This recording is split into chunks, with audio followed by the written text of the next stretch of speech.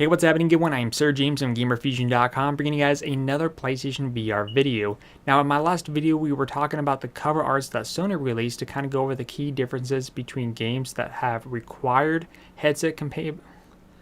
Hey, what's happening, good one? I'm SirJames from Gamerfuzion.com, and in today's video, I have another PlayStation VR video for you guys, and that's to go over some of the pricings for games that are going to be released for the unit. In my last video, we were talking about the cover arts that Sony released to kind of showcase the differences between games that only require the headset and games that will be compatible, meaning that it could be played with or without, like Resident Evil 7, for example. In today's video, I'm going to go ahead and go over some of the price point. Now, do keep in mind that not every single game is listed here, but as more and more gets released, I will inform you guys. And of course, I also have a blog that I've been putting together that I want to share with you guys towards the end of this video. So right now I'm currently on GameStop.com, which has the majority of the items listed already up for pre-orders right now. If you ever wanted to go here and check where the PlayStation VR content is going to be, you simply go over here and hover over PS4 and select PlayStation VR, and we'll have everything here in terms of accessories and games. And as you can see right here, there's a total of 4 games that you can now pre-order. The first one here is the PlayStation VR Worlds, coming out on the same day as VR, which is October 13th, 2016. Now, most of you might be pointing out, but wait, doesn't this come with the launch bundle and or the headset?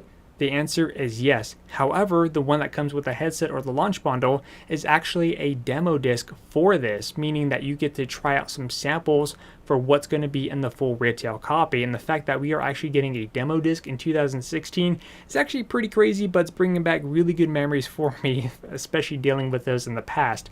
Now, if you take a look here, as you can see, the price point is $40, which is reasonable, and the fact that it comes jam-packed with games. You have, you have the London Heist here, Ocean's Descent, VR Luge, the Scavenger Odyssey, and Danger Ball. So the fact that you have 5 games in one package for $40, not too bad. And in terms of the demo, more likely each of the different demos that you're going to be going through is probably going to be anywhere between 5 to 6 minutes if they are exactly like the ones that I got to play over at GameStop for the past few weekends. Now the next game is the Batman Arkham VR, going at the price point of $20. Now you might be thinking, okay, why is this $20 but the other one is $40? That is because based on our articles, what I've been reading at E3, which by the way, this comes out the same day of VR's release, is that this game is actually going to be really short, anywhere between an hour and a half to a 2.5 hour experience, maybe 3 depending on how fast you're going through the game or if you're actually taking your time. But yeah, it's going to be a relatively short game, so this one's going to be at the price point of $20. It kind of gives you a little bit more information, but hopefully maybe a little bit later on this year or as we get closer, we may actually see some gameplay trailer, because all we've been seeing is just basically the dialogue with the Joker, but you know, only time can tell. Now next up, of course, is one of my favorite titles that I'm looking forward to, which comes out the same day, October 13th, is going to be the price tag of $40, and actually this one has a pre-order bonus right here. You have the Guerrilla Games outfit, as you guys can see right here, so pretty cool stuff. So it appears that this will have some customization, but this is going for the price tag of $50. There is actually a single player side. There's also, of course, the competitive multiplayer side, a lot of replay value. So again, if this comes with some outfits right here, so I think we may see some customization. So again, this game has a lot of replay value, which is why it's going for the higher price tag here. But again, this one looks like a great title. And again, Riggs is $50. And of course, last but not least that they have here is this one that I was not familiar with. I didn't hear about this one until I looked on the site.